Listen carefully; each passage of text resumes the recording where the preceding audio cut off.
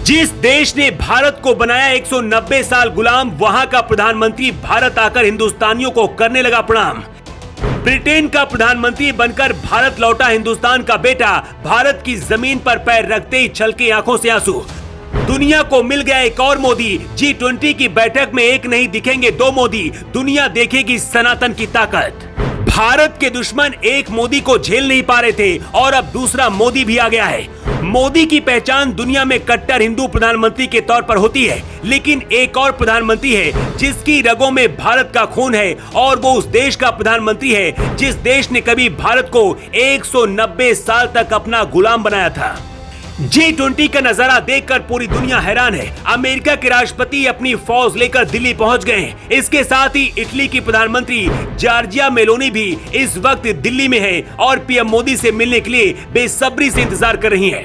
Giorgia Meloni भी मोदी की राह पर इटली को चलाना चाहती हैं और कुछ महीने से कट्टर मुस्लिमों की सफाई कर रही हैं। यही वजह है कि पीएम मोदी भी जॉर्जिया मेलोनी को बहुत पसंद करते हैं, लेकिन सबसे ज्यादा हर किसी की नजर उस प्रधानमंत्री पर टिकी है जिसकी रगों पर हिंदुस्तानी खून है और उसका घर आज भी पंजाब में मौजूद है। ब्रिटेन के प्रधानमंत्री ऋषि सुनक भारत आ गए। ये वही सुनक हैं जिनके प्रधानमंत्री बनने के लिए पूरा हिंदुस्तान दुआएं कर रहा था, क्योंकि सुनक भारतीय मूल के हैं और कट्टर सनातनी है। अपने प्रधानमंत्री आवास में भी भगवान की प्रतिमा रखते हैं। हमेशा अपने साथ भगवान गणेश की एक प्रतिमा साथ लेकर भी चलते हैं।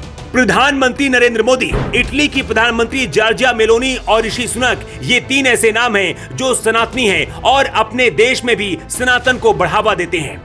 सुनक के पूर्वज भारत में ही रहते थे। उस दौरान भारत में ब्रिटेन का राज था। सुनक के पिता अंग्रेजों की गुलामी करने के बजाय भारत को छोड़कर चले गए थे, लेकिन क्या पता था कि जिस देश ने हिंदुस्तानियों को गुलाम बनाया, आज ब्रिटेन का प्रधानमंत्री एक भारतीय मूल का होगा।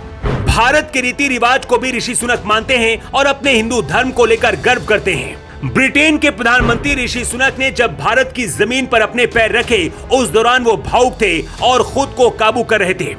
ऋषि सुनक का भारत से गहरा रिश्ता है, इसीलिए वो अपनी पत्नी अक्षता को भी साथ लेकर आए। सुनक की पत्नी अक्षता मूर्ति बिजनेसमैन है और उनके पास ब्रिटेन की नहीं बल्कि भारत की नागरिकता है। यानी कि सुनक के पूर्वज भारतीय थे और सुनक ब्रिटेन के प्रधानमंत्री बने और उनकी पत्नी अभी भी पूरी तरह से भारतीय है। यही वजह कि जब भी मोदी और सुनक की मुलाकात की बात होती है, दुनिया डर जाती है कि कहीं ब्रिटेन दूसरा भारत न बन जाए। प्रधानमंत्री बनने के बाद सुनक पहली बार भारत आए हैं और दावा किया जा रहा है कि भारत और ब्रिटेन के बीच, मोदी और सुनक के बीच कोई बहुत बड़ी डील होगी।